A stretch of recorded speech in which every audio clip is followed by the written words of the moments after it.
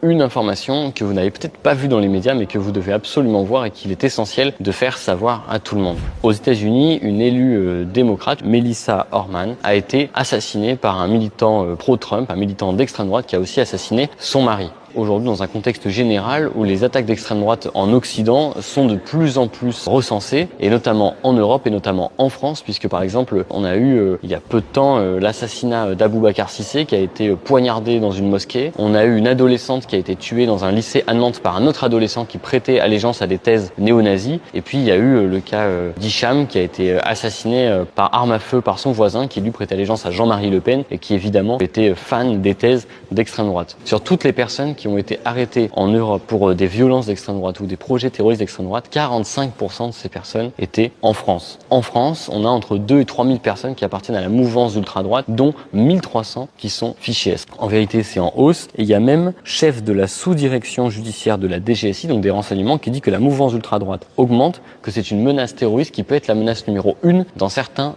pays, notamment dans les pays anglo-saxons, et que la France n'est pas forcément protégée du fait que l'extrême droite pourrait devenir la première menace terroriste dans le pays. Donc on a cette menace qui pèse de plus en plus sur le pays, notamment on est en train de passer peut-être de certains loups solitaires à des gens qui s'organisent de plus en plus pour des attentats d'ampleur, et dans le même temps on a l'impression que le gouvernement ne prend pas les choses au sérieux, que les médias évidemment ferment les yeux sur le sujet, et on nous sort des rapports fumeux sur les frères musulmans qui font la confusion totale entre des musulmans et les islamistes, etc. etc. Donc faites tourner cette information parce qu'il est important que toute la population prenne au sérieux ce sujet, quand on voit notamment qu'il y a des députés du Rassemblement national qui ont appartenu de près ou de loin à ces mouvances d'ultra-droite, en tout cas qui ont partagé ces thèses d'ultra-droite. C'est important que tout le monde le sache, qu'à un moment où on essaie de dédiaboliser l'extrême droite, il faut comprendre que c'est un danger de plus en plus grand.